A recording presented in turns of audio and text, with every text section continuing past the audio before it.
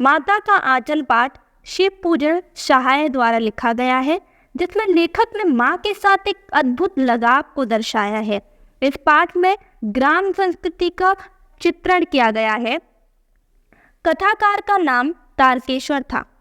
पिता अपने साथ ही उसे सुलाते, सुबह उठाते और नहलाते थे। वह पूजा के समय उसे अपने पास बिठाकर शंकर जी जैसा तिलक लगाते, जो लेखक को खुशी देती थी। पूजा के बाद पिताजी उसे कंधे पर बिठाकर गंगा में मछलियों को दाना खिलाने के लिए ले जाते थे और राम नाम लिखी पर्चियों में लिपटी आटे की गोलियां गंगा में डालकर लौटते हुए उसे रास्ते में पड़ने वाले पेड़ों की डालों पर झुलाते। घर आकर बाबूजी उन्हें चौके पर बिठाकर अपने हाथों से खाना खिलाया करते थे। मना करने पर भी उनकी माँ बड़े प्यार से तोता, मैना, कबूतर, हंस, मोर आदि की बनावटी नाम से टुकड़े बनाकर उन्हें खिलाती थी।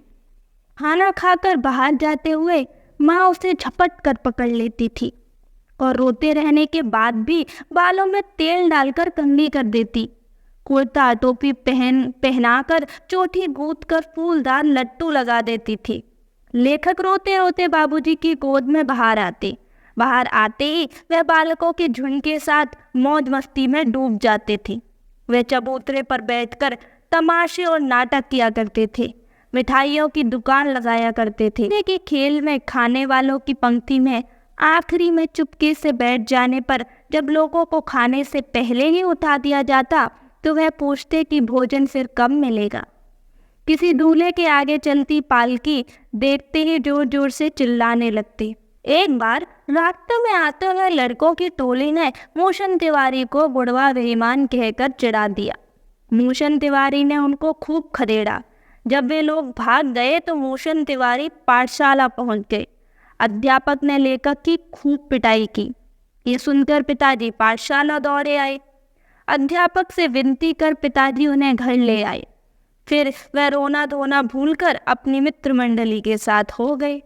मित्र मंडली के सीकर लेखक खेतों में चिड़ियों को पकड़ने की कोशिश करने लगे।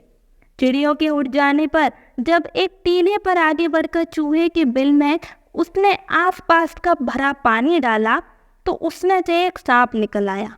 डर के मारे लुढ़क कर गिरते पड़ते हुए लेखक लहूलुहान स्थिति में जब घर पहुंचे तो सामने पिता बैठे थे, परंतु पिता के साथ ज्यादा वक्त बिताने के बावजूद लेखक को अंदर जाकर माँ से लिपटने में अधिक सुरक्षा महसूस हुई। माँ से घबराते हुए आंचल से उनकी धूल साफ की और हल्दी लगाई।